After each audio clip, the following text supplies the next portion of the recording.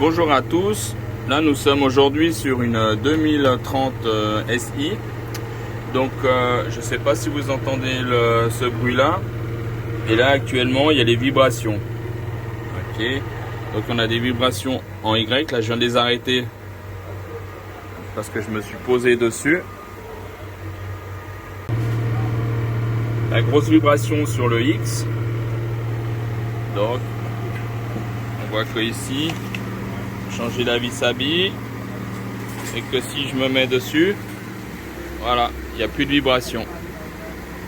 Et là on a pu stopper la vibration. Mais si je remets avec le X, j'ai de nouveau la vibration. Donc là il faut qu'on change la vis à billes.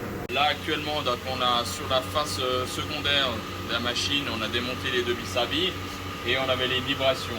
Donc après il y a la question toujours, est-ce que c'est bon, c'est pas bon. Donc pour faire un contrôle simple, vous prenez la vis comme ça, vous la mettez en hauteur et vous lâchez la noix.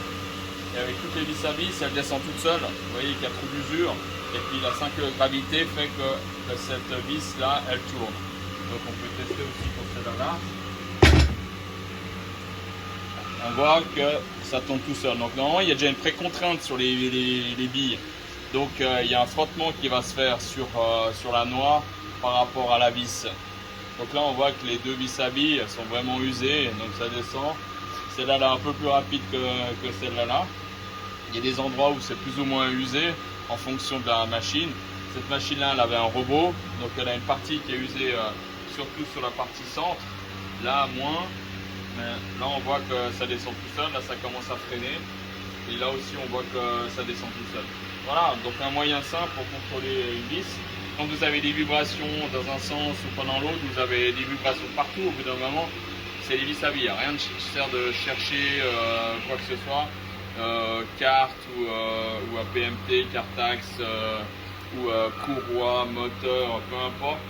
Vous avez souvent la vis à billes. Vous voyez, la partie là, elle s'est arrêtée. Donc là, elle continue, celle-là, elle est usée sur tout le monde. Voilà, c'était le contrôle de la vis à billes par EDM Suisse. Yannick Göring. Si vous avez une question, vous pouvez visiter le site www.edmsuisse.com ou me téléphoner directement ou regarder par un WhatsApp. Merci de votre attention. On se voit pour la prochaine sur le contrôle de la vis à billes sur la machine. Merci, bonne journée.